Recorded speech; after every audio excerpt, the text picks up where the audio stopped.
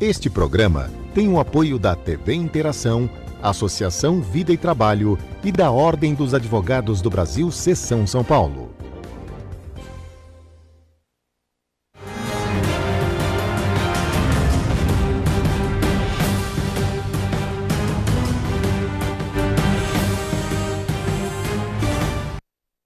Alô, amigos, bem-vindos ao Gente que Fala, sempre ao vivo pela TV aberta, canal 9 da NET, canais 8 e 186 da Vivo. Rádio Trianon, AM 740 São Paulo, Rádio Universal, AM 810 Santos. Estamos transmitindo ao vivo, direto do estúdio da TV aberta, através da nossa fanpage, facebook.com/programa Gente que Fala. Estamos também em TV Guarulhos, canal 20 UHF, canal 3 da NET em Guarulhos, 11h30 da noite. Acesse nosso blog, conheça nossos colunistas e colaboradores, gentequefala.com.br, à sua disposição, telefone 38766146 e ainda o telefone da nossa produção 5052-5555. No início desta edição de Gente que Fala, antes de apresentarmos os nossos convidados, o registro lamentável do falecimento do ator Marcos Tumura, estrela de diversos musicais que muitas vezes esteve conosco no Gente que Fala. O ator de 52 anos sentiu-se mal ontem à noite após uma partida de vôlei com os amigos. Foi levado para o Hospital 9 de Julho, na capital paulista, mas não resistiu e faleceu durante a madrugada.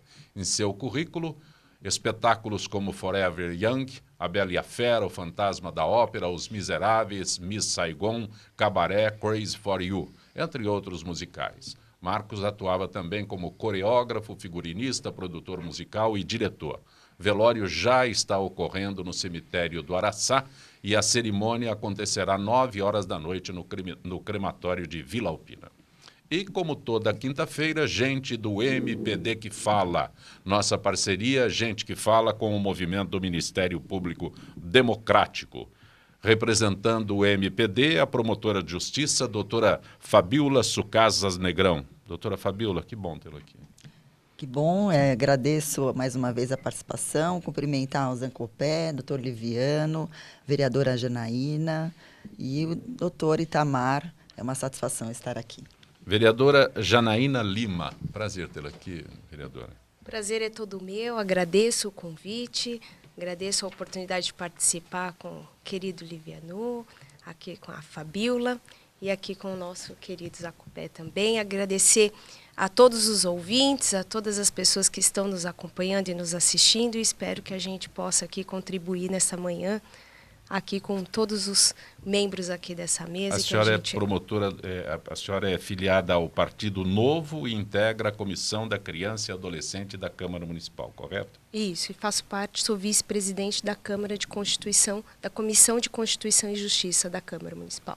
Também conosco o advogado Itamar Gonçalves. Prazer tê-lo aqui, Itamar. Muito obrigado, eu que agradeço o convite, é um prazer estar com pessoas tão especialistas, né, no que fazem. E, bom, participar dessa conversa neste programa. O que é a Childhood Brasil? Childhood Brasil é uma organização não governamental que atua no enfrentamento à violência sexual contra crianças e adolescentes e tem já no Brasil 17 anos de atuação. E aí nós atuamos em duas frentes, a frente da exploração sexual de crianças e adolescentes e o abuso sexual de crianças e adolescentes no país. Essa é a nossa missão. Também conosco na mesa, o nosso gente do MPD que Fala. Essa parceria é possível graças à iniciativa do promotor de justiça, Dr. Roberto Liviano, que hoje preside o Instituto Não Aceito Corrupção. Dr. Liviano, sempre bom tê-lo na mesa. É um grande prazer, vim aqui só fazer um pequeno comentário e dar boas-vindas aqui a todos. E essa parceria para o MPD é uma grande satisfação e é um instrumento de difusão de informações importantes para a sociedade. Uma sociedade bem informada significa uma sociedade emancipada, significa a democracia participativa real e concreta, significa mais justiça, mais acesso à justiça, significa cidadãos mais conscientes. É uma grande alegria estar aqui junto com vocês, Zancopé, junto com todos que nos ouvem, nos veem pela TV aberta, pela Rádio Trianon. E um prazer estar com a Fabíola Sucasas, colega do MPD, com a vereadora Janaína Lima, jovem liderança política do Partido Novo, da Câmara Municipal, com o querido Itamar Gonçalves, gerente de advocacy da Childhood, antigo já militante nesta causa, passou pela Fundação Abrinq também, obrigado pela presença. E nós vivemos um momento complicado, o programa está acontecendo aí num momento crítico, né? Nós não podemos nos furtar a registrar o que acontece neste momento no Brasil. Os donos do frigorífico JBS, Joesley e Wesley Batista, disseram em delação à Procuradoria-Geral da República que gravaram o presidente Temer dando aval para comprar o silêncio do deputado cassado Eduardo Cunha depois que ele foi preso na Operação Lava Jato. Se confirmadas, as gravações seriam suficientes para a abertura de uma investigação e um posterior pedido de impeachment. Desde ontem, vários protestos acontecem em todo o país e alguns deputados, inclusive da base aliada do governo, pediram a renúncia do presidente. Então, Liviano, em primeiro lugar, é importante destacar o seguinte, conversas, escutas ambientais, envolvendo diálogos em que aquele que gravou toma parte desse diálogo são provas lícitas. Isso é permitido. Isso é uma prova válida. O que é proibido é um indivíduo gravar conversas de terceiros em que ele não toma parte, sem autorização, conversa telefônica. Isso aqui é uma interceptação proibida. De qualquer maneira, não se tem ainda conhecimento público destas conversas. Há uma referência, uma notícia que foi ontem divulgada pelo jornalista Lauro Jardim, do jornal O Globo, e a partir daí há uma movimentação intensa, mas os primeiros movimentos de vários personagens da cena política, eles são bastante significativos. Por exemplo, os personagens que teriam papéis no processo de impeachment eventual no Congresso Nacional, o presidente da Câmara, Rodrigo Maia, e o Eunício Oliveira, do Senado, simplesmente se recusaram a prestar declarações ao país, né? Quem preside o Poder Legislativo Nacional não tem o direito de negar informações à sociedade. Nós vivemos no tempo da publicidade. A sociedade tem direito de receber informações.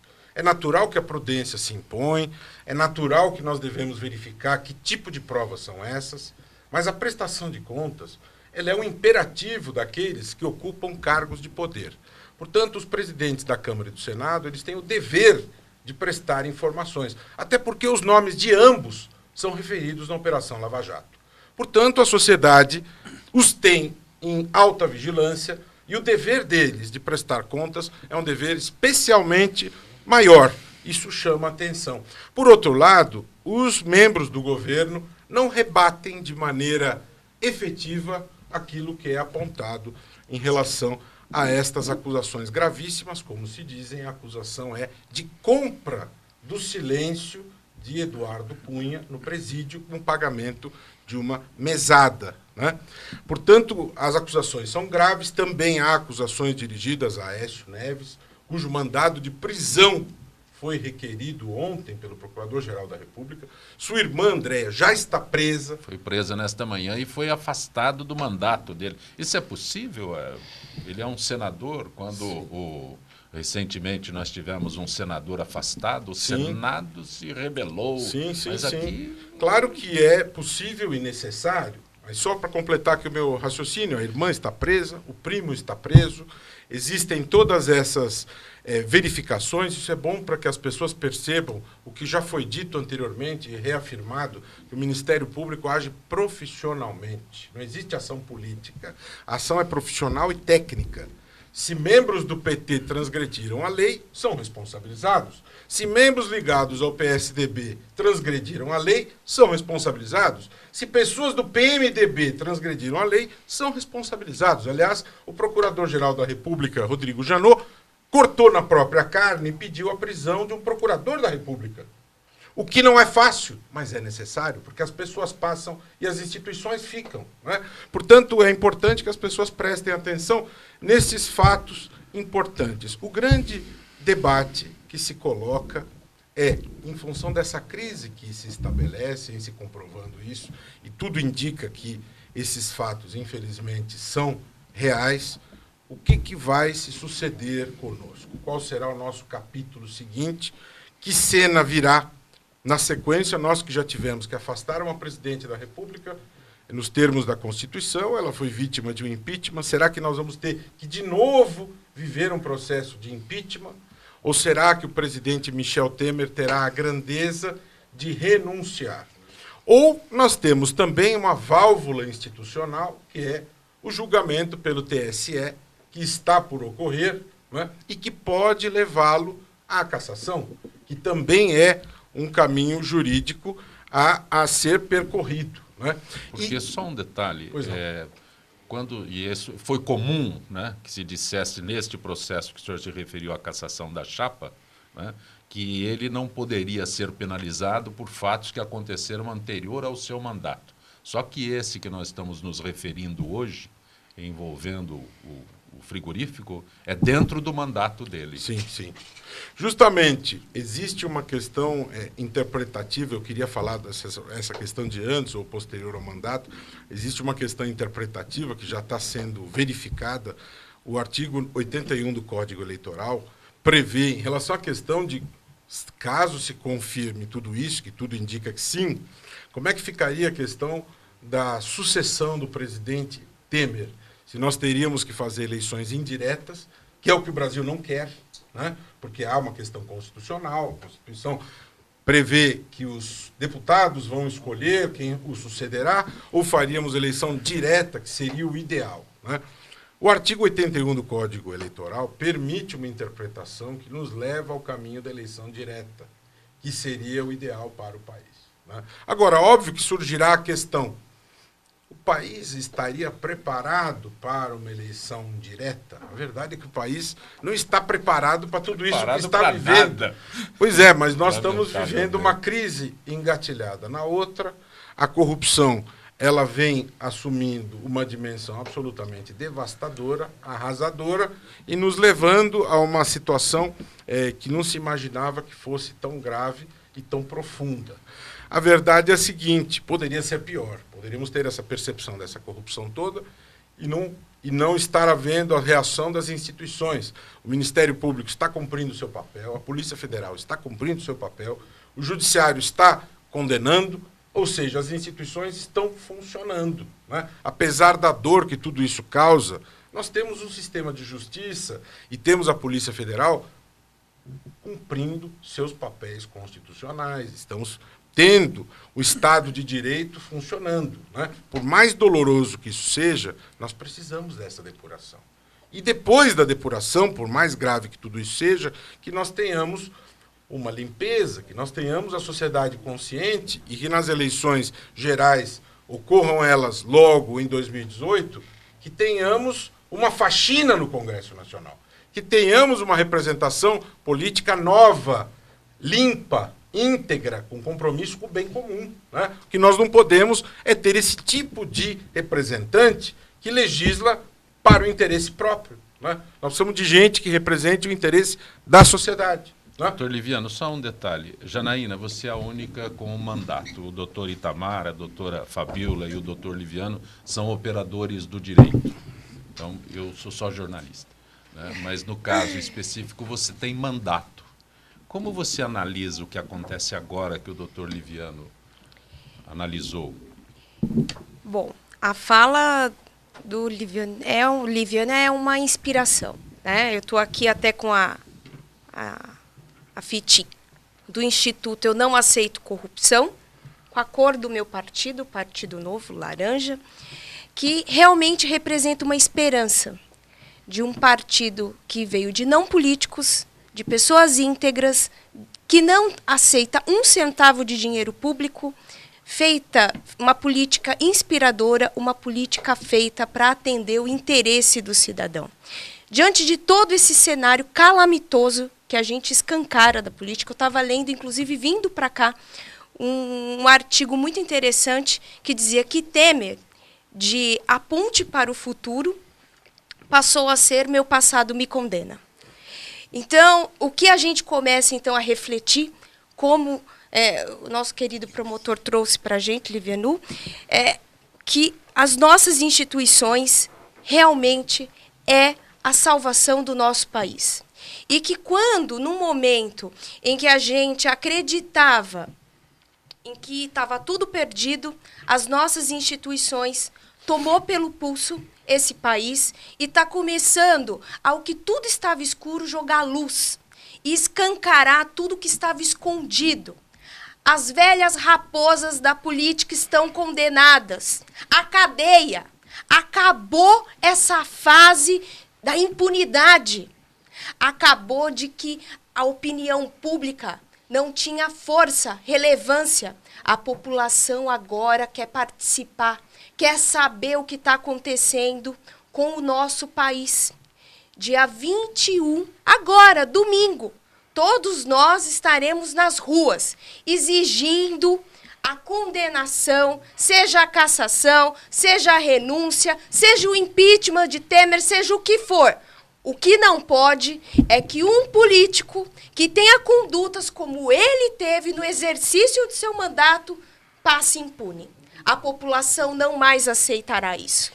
Então, diante disso, eu saí hoje de verde e amarelo, as cores da bandeira do meu país, para dizer como brasileira. É até difícil, diante desse cenário, você falar, eu sou político, né?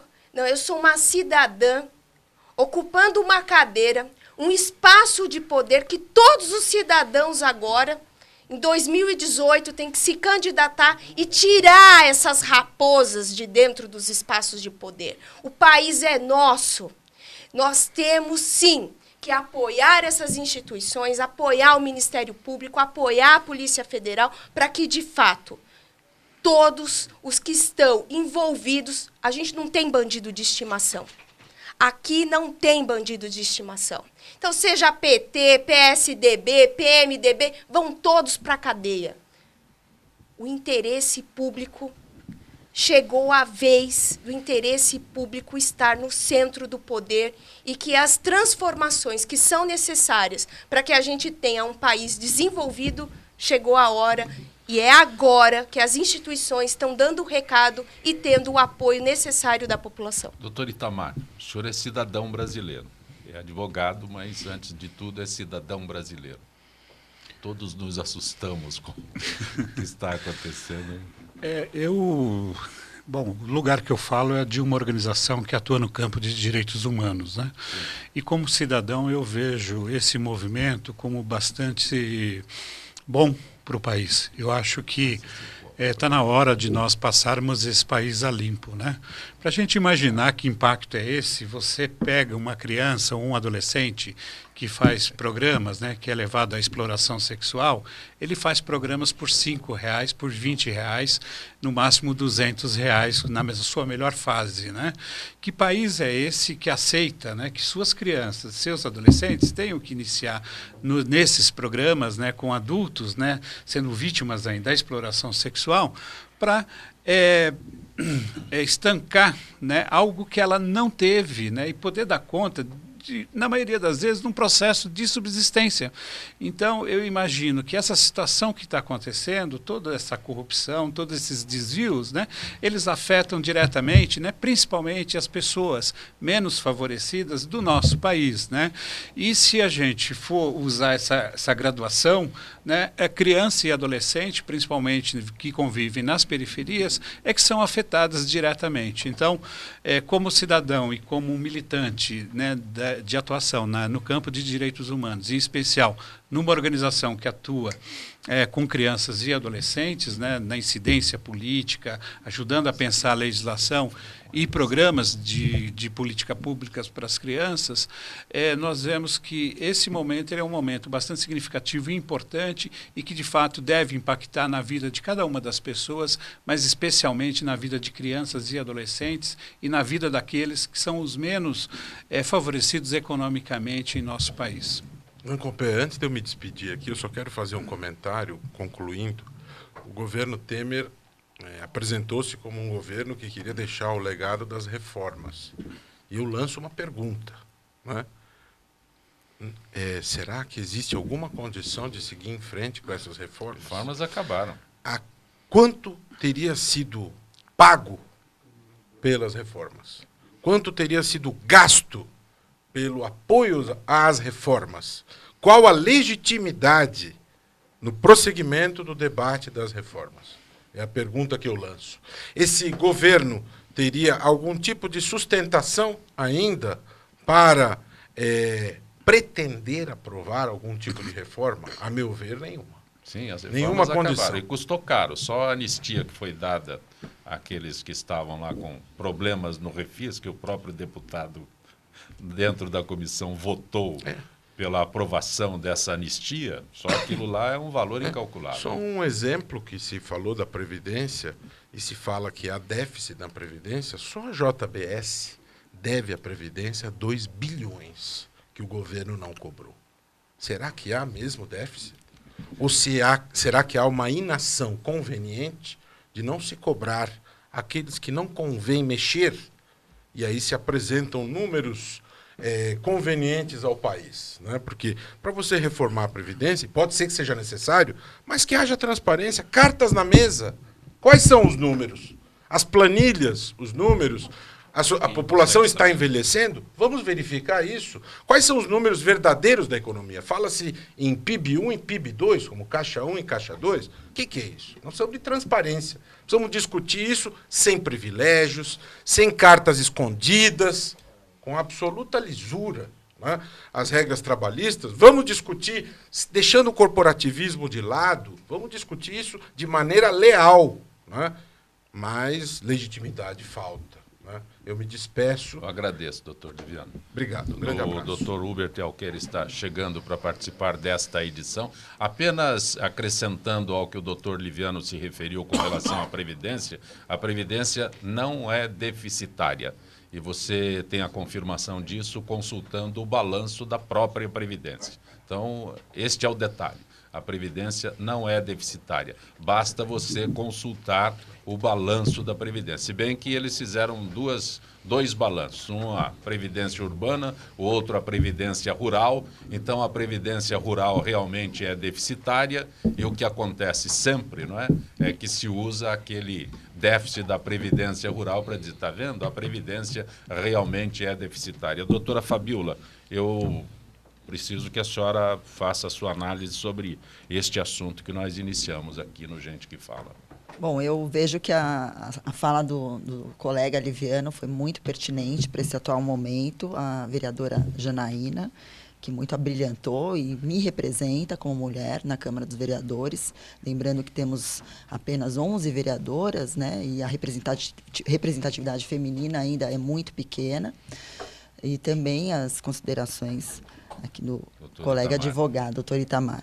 Mas eu vejo, na verdade, que nós precisamos deste momento, né? Nós estávamos num momento, acredito, de declínio, né, desse movimento social. O movimento social parecia mais apartidário. Agora não, reacendeu mesmo o debate sobre a importância das instituições, da importância do Ministério Público, do Judiciário, e eu me sinto muito orgulhosa de ter um Ministério Público que realmente tem dado essa resposta para a população e que não vai aceitar ser achincalhado pelas forças, pelas reformas que estavam pretendendo fazer, aprovar, a nos enfraquecer.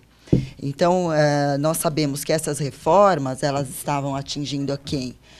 Ao Ministério Público, pretendendo, né, através do abuso de autoridade, ao Ministério Público, o Judiciário, atingindo a classe trabalhadora, atingindo aqueles mais vulneráveis à violência, não só à violência, à exploração sexual, mas ao tráfico de pessoas, aqueles que são mais pobres, são os mais vulneráveis à violência, né, atingindo os aposentados, atingindo aí aqueles que trabalham para esse país, né? Então, quando nós vemos a quantidade de dinheiro que a corrupção movimenta, que, na verdade, ela sempre aconteceu, e que agora as instituições estão conseguindo, através, logicamente, de muitas conquistas, vindas principalmente da Constituição para cá, que as instituições estão conseguindo colocar à prova. Então, eu vejo como muito orgulho e que isso não pode significar para o Brasil uma desconfiança, né? Porque nós já ouvimos que a economia pode ser muito atingida com tudo isso, mas eu tenho que ver do outro lado. Porque se nós temos instituições que fiscalizam, nós temos um país que funciona. E este é um grande país.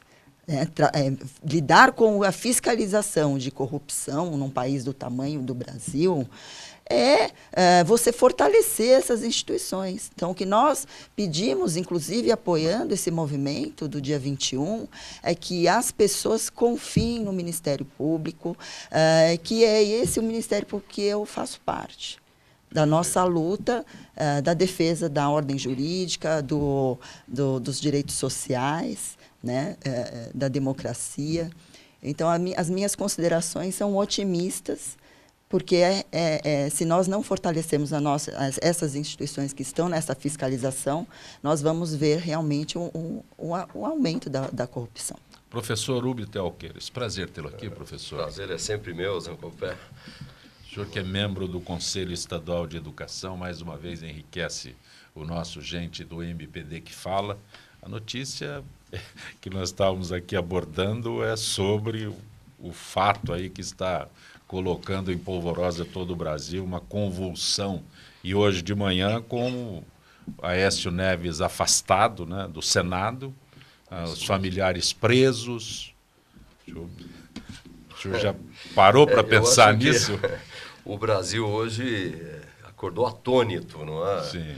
E são fatos gravíssimos que envolvem políticos importantes, políticos que já deram contribuição importante para o país, a gente também não pode negar isso, mas são políticos que praticaram, pelo que tudo indica, delitos, né? E como todo país civilizado, quem comete algum delito precisa ser investigado e se realmente se comprovar as coisas, precisa ser punido com o maior rigor da lei. E isso não é um ou outro, são absolutamente todos que eventualmente... Agora, é incrível que uma das práticas que a gente está observando nesses casos é que políticos usam próprios membros da própria família para cometer os delitos, né? Então, envolver familiares para transporte de Professor, tem que ser com alguém complicada. de confiança, não pode ser Pois é, que fora coisa, do círculo. Verdadeiras máfias que a gente está vendo que existe no país. E eu concordo com as opiniões dos colegas aqui e acho que a gente precisa também ver isso com um certo otimismo, né? Como uma oportunidade de se passar o país a limpo e de se fazer uma grande limpeza mesmo, com padrões muito mais éticos, muito mais corretos. A gente tem acompanhado o Ministério Público. Eu acho que hoje o país tem a felicidade de ter esse grande Ministério Público, tanto a nível dos estados como a nível federal, não é? E o Ministério Público é uma instituição muito forte, muito importante, muito ciente do seu dever, não é? Para com o Brasil. Não significa que, eventualmente, dentro do próprio Ministério Público, precise se fazer algum tipo de investigação, como parece que é o caso hoje, pelas notícias da manhã também, não é? O que nos dói muito no coração, porque é hoje uma das instituições mais respeitáveis do país, mas o fato é que a gente tem um orgulho danado desse Ministério Público e tomara que ele continue firme na execução das suas tarefas como tem feito. Um espaço agora no Gente que Fala, nossa parceria com a FIPESP, Associação dos Funcionários Públicos do Estado de São Paulo. Gisele Souza, setor de eventos. Boa tarde, Gisele. Boa tarde, Zancopé, e boa tarde aos debatedores do Gente que Fala. Gisele, o assunto que nós abordamos continua a ser a Previdência, né? porque o presidente assinou medida provisória parcelando em 200 meses a dívida previdenciária dos municípios estimada em 75 bilhões de reais. Parcelamento das dívidas com o INSS sugere uma forma do governo garantir votos para a reforma da Previdência. Seria isso, Gisele? Isso mesmo, Zacopé. Na abertura da 20ª Marcha a Brasília em defesa dos municípios, o presidente Michel Temer assinou medida provisória que parcela em 200 meses as dívidas dos municípios com o INSS. A dívida das prefeituras com o INSS chega a quase 75 bilhões. O presidente da Câmara dos Deputados, Rodrigo Maia, negou que a MP seja uma forma de garantir votos para a reforma da Previdência. Muitos prefeitos receberam suas cidades numa situação muito ruim. Esse parcelamento é fundamental para que possam reorganizar suas contas. Acho que para o Congresso não é tão relevante. É relevante para o Brasil, para que os municípios possam voltar a fazer seus investimentos e cumprir sua função constitucional de tratar do cidadão no dia a dia, defendeu. Mas o que diz a oposição, Gisele? O líder do PT, o deputado Carlos Zarantini, de São Paulo, afirmou que o governo está abrindo mão de receita para ganhar votos da reforma da Previdência, pois sabe que não tem os votos necessários para sua aprovação em plenário. Zarantini disse ainda que as decisões do governo em querer anistiar em 20 bilhões as dívidas de agricultores, em negociar débitos de empresas por meio de um novo refis e em parcelar dívidas dos municípios em 200 vezes, visa agradar sua base política. Aqui está se agradando os interesses empresariais em primeiro lugar. O que o governo quer é agradar essa base parlamentar para que ela aprove um projeto que não tem nenhum respaldo do povo brasileiro. O governo sabe que não tem 308 votos para aprovar essa medida e está tentando reverter essa situação, afirmou. Rodrigo Maia disse que a decisão do governo de parcelar as dívidas dos municípios com o INSS vai permitir que as prefeituras voltem a fazer investimentos e além de melhorar o ambiente econômico para a sociedade e o governo, Zacopé. Mas, Gisele, e a Confederação Nacional dos Municípios, como se posiciona? No evento, o presidente da Confederação Nacional dos Municípios, Paulo Zucotto, afirmou que a entidade defende a reforma da Previdência. Nós analisamos e discutimos essa questão no Conselho Político da entidade. Chegamos à conclusão de que devemos apoiar a reforma com base em números concretos como gestores, disse. O vice-líder do governo, o deputado Darcísio Peronti, do PMDB do Rio Grande do Sul, afirmou que a MP, editada pelo governo, vai melhorar a situação dos municípios e avaliou positivamente o apoio da CNM à reforma. Segundo Peronti, o governo espera alcançar 330 votos em plenário e só pretende colocar o tema em votação no plenário quando chegar a esse número. Governo forte não perde votação, afirmou. Obrigado, Gisele. Essa afirmação dele foi anterior aos fatos de hoje, né, Gisele? Agradeço tua gentileza com o nosso Gente que Fala, parceria com a FIPESP. Boa tarde, Gisele. Boa tarde, Zacopé, e o nosso boa tarde aos ouvintes do Gente que Fala. Nossa parceria com a FIPESP, o Gente que Fala está no ar há 16 anos e essa parceria se mantém por esses 16 anos. E a nossa parceria agora com o MPD, gente do MPD que fala, todas as quintas-feiras, a representante do MPD, promotora de justiça, a doutora Fabíola Sucassas, a vereadora Janaína Lima, professor Hubert Alqueires e o advogado Itamar Gonçalves. O que o senhor acaba de receber aí, apenas para complementar, pedido de prisão parece que o ministro Fachin, só para registrar, acaba de negar o pedido de prisão e não levará o caso do senador Aécio ao plenário do Senado. Perfeito, só para registrar que... Um absurdo completo, né? Enquanto o Ministério Público está dando um exemplo, né, quebrando todo e qualquer argumento de seletividade, o nosso Supremo, uma manhã em que a esperança, né, em que até realmente a possibilidade de passar esse país a limpo, a gente se dá conta com decisões como a do ministro Fachin. Lamentável. O governo federal lança hoje uma campanha nacional contra abuso e exploração sexual de crianças e adolescentes. Com o slogan Faça Bonito, Proteja Nossas Crianças e Adolescentes, a campanha é uma das atividades que marcam 18 de maio, Dia Nacional de Combate ao Abuso e à Exploração Sexual de Crianças e Adolescentes. O objetivo é convidar a sociedade a assumir a sua responsabilidade contra a exploração de meninos e meninas, né? Ou meninas e meninos, mas não é uma questão de gênero, é uma questão de exploração das nossas crianças. Doutora Fabíola, vereadora Janaína, professor Hubert e advogado Itamar, por favor, este é um assunto que eu tenho certeza que os senhores podem esmiuçá-lo. Bom, o quadro do Brasil é lamentável em relação à exploração sexual de crianças e adolescentes. Nós podemos dizer que um marcador de gênero é um marcador muito importante, que atinge mais meninas do que homens. Podemos dizer que o abuso sexual dentro do ambiente doméstico é algo que é muito preocupante neste país. Ainda nós experimentamos um sistema de justiça que não retrata a quantidade de abusos que nós temos. A saúde contempla uma quantidade de cerca de 520 por ano de estupros no Brasil.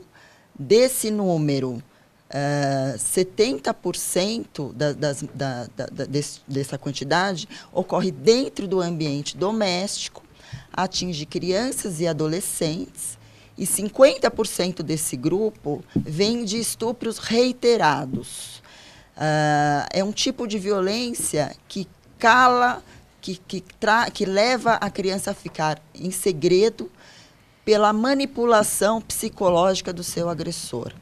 Logicamente, quando a senhora diz o estupro doméstico, o abuso doméstico, vamos colocar dessa forma, e a senhora deu uma percentagem, um número, eu entendo que isso é subestimado, porque nós não temos, imagino eu, né, a revelação do que realmente acontece. E a senhora acaba de dizer que há o constrangimento das pessoas divulgarem, denunciarem um abuso em casa. Esses dados vêm dos dados que a saúde recebeu. Então, são dados oficiais, dados oficiais conteste. Da saúde, porque a saúde ela tem que notificar. Mas eu falo aqueles que não procuram a saúde. Aqueles que não procuram a saúde dentro do sistema de justiça, 10% apenas desse número, dos 520 mil casos por ano. Então, quer dizer, se de um lado existe uma constatação dentro do âmbito de saúde, por que no âmbito da justiça esse número não é o mesmo, né? Não é equivalente? Então, há algo aí de errado no próprio tratamento que a justiça dá ou na própria visão que se tem da justiça para o acolhimento desses casos. Nós sabemos que existe uma grande rota crítica no enfrentar desse tipo de violência. A justiça ainda não está preparada para atender esses casos. Existe uma grande desconfiança da palavra da criança. A criança não é recebida com o acolhimento que merece. Daí porque veio a Lei 13.431 de 2017, que vai entrar em vigor no ano que vem, que aponta aí uma série de violências, reconhecendo a violência institucional como uma violência contra a criança, reconhecendo a necessidade de acolhimento das crianças que testemunham a violência doméstica e uma necessidade do acolhimento do depoimento sem dano dentro do âmbito do sistema de justiça para aquelas crianças e adolescentes que sofrem a violência, principalmente a questão da violência sexual. Nós estamos aqui com um doutor que representa a Childhood, que é um instrumento para nós do Ministério Público de avaliação e de monitoramento e de apoio em termos de políticas E é uma grande satisfação, né? Eu gostaria até de ouvir o senhor. Por favor, professor. Imagina, um prazer. O doutor Itamar Gonçalves, que é advogado.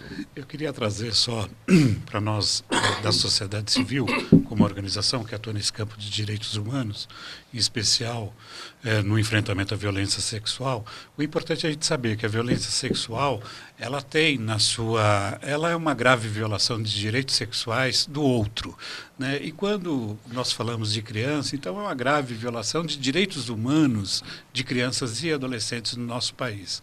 E os números, de fato, nós não temos dados, né? Eu acho que é um trabalho aí bastante importante que cada legislativo, né, pode implementar no seu município, de fiscalizar e ajudar na organização desses números. Eu desafiaria, na verdade, cada um dos municípios ter um observatório da criança para todas as violências, mas com destaque aí para essa questão da violência sexual. O que a gente tem de informação, para completar o dado que a senhora nos traz, é que a cada hora 4 crianças são vítimas de violência. Pode ser o abuso, pode ser a exploração. E esse dado é um dado que tem no Disque Denúncia, o Disque Direitos Humanos, né, o Disque 100, e ele é uma denúncia que foi feita. Então, até esse número ele pode ser, com certeza, como o senhor já disse, ele sem dúvida nenhuma, ele está entre 7,5% e 10%. Ele não é real. Né? Ele não é real. O que nós, da sociedade civil e que atua nessa área, nós entendemos que isso é uma pontinha do iceberg, né? E muito mais grave do que a exploração sexual, que não deixa de ser grave, mas como a doutora traz, que é a questão do abuso sexual, né? O abuso sexual é um crime, é uma relação sexual cometida com uma criança por um adulto ou por uma pessoa mais velha, geralmente os adultos, né, com crianças e adolescentes, né?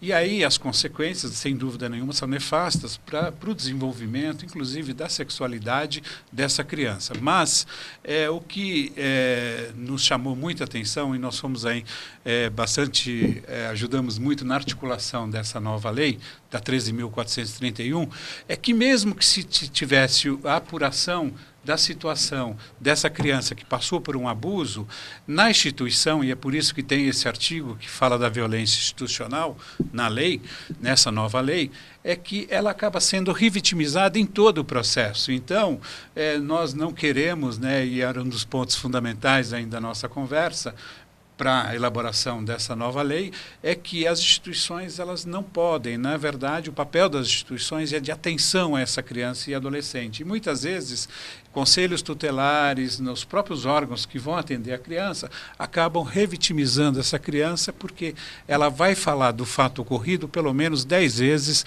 durante todo o percurso do processo e mais o processo e mais vezes na parte da judicialização.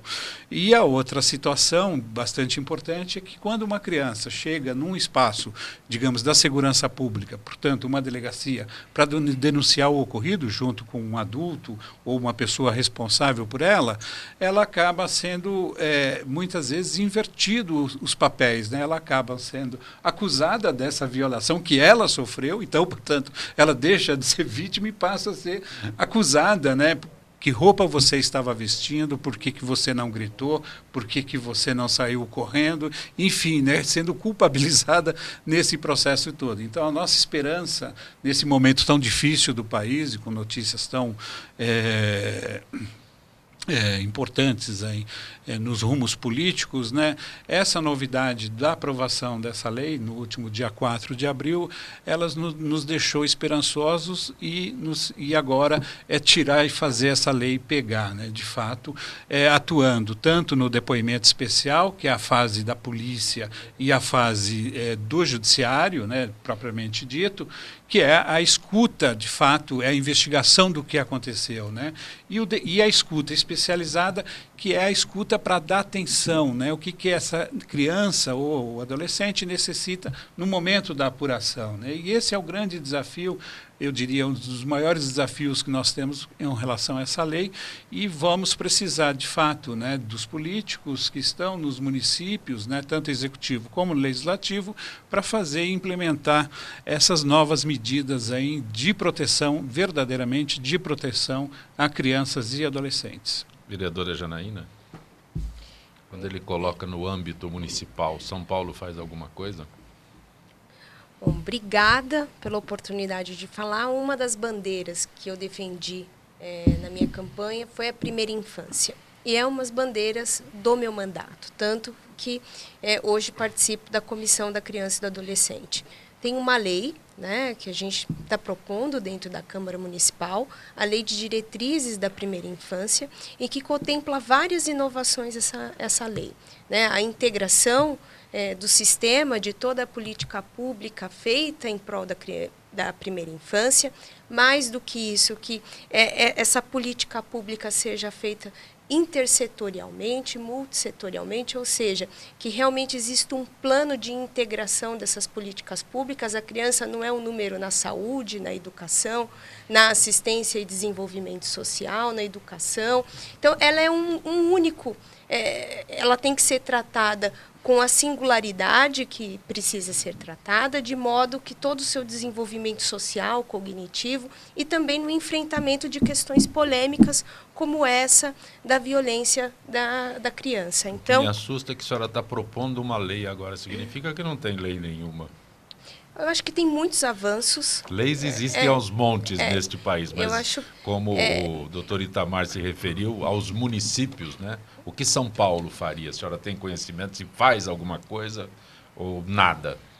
Eu acho que, principalmente, o Ministério Público está aqui, o trabalho que a doutora Fabiola já faz, um trabalho brilhante, notoriamente reconhecido, inclusive no último dia em que homenageamos algumas mulheres que representam, na verdade, todas as grandes mulheres que fazem já um brilhante trabalho pela sociedade.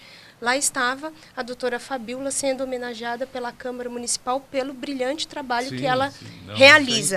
Eu acho que essa questão tem que crescer. Eu acho que essa lei que acabou de ser promulgada, ela já representa um avanço. Esse avanço federal tem que começar a descer para os estados e para os municípios, e nessa via, né, de caminhar rumo a esse benefício, a gente está propondo uma legislação que integre com os avanços que já existem nas demais legislações e faça com que o município avance ainda mais, no sentido de reconhecer a singularidade da criança, de trazer indicadores como avaliação, monitoramento da eficácia e da eficiência da política pública, um observatório que já existia uma legislação prevendo a implantação do município, já regulado por decreto na gestão do CASAB, feito esse observatório pelo hoje deputado estadual Carlos Bezerra. Então, fazendo um link com essa lei de diretrizes de primeira infância, eu peço a implantação do observatório e que faça um acompanhamento, um relatório de todas as políticas públicas já realizadas dentro do município. Eu acho que é importante a gente dizer que, além desse, esse é mais um tema que eu acredito que tem uma ligação, como todos os problemas sociais, com a corrupção. É importante a gente dizer que o país está fazendo uma contribuição muito relevante. O Brasil está dando uma lição para o mundo. O Brasil está sendo o único país que, de fato, está conseguindo, por meio das suas instituições, enfrentar todos os problemas que dele deriva a corrupção. Essa campanha que está sendo lançada hoje é uma boa notícia. Mas essa campanha deveria ser permanente, não é, Zancopé? Não é de vez em quando lançar uma campanha.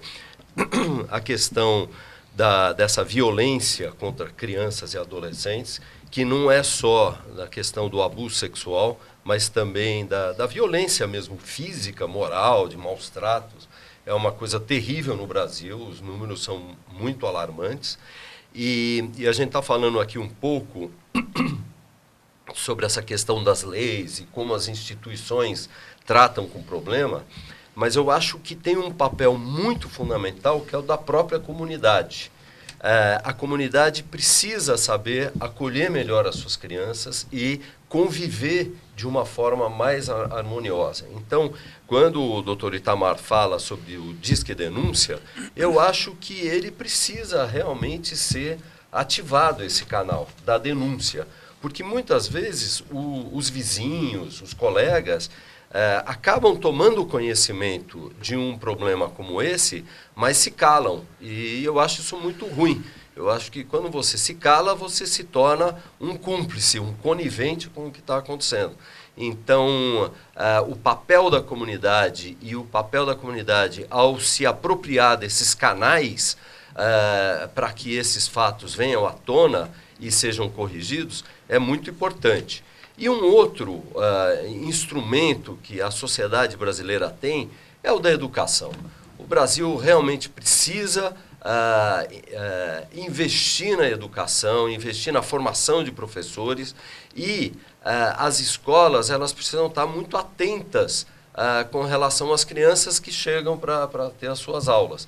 Porque certamente um comportamento que começa a ficar alterado de uma criança, isso certamente significa que tem algum problema por trás, e aí os professores e, de novo, a comunidade precisa estar atenta para tentar descobrir o que está acontecendo. As crianças merecem todos os cuidados possíveis.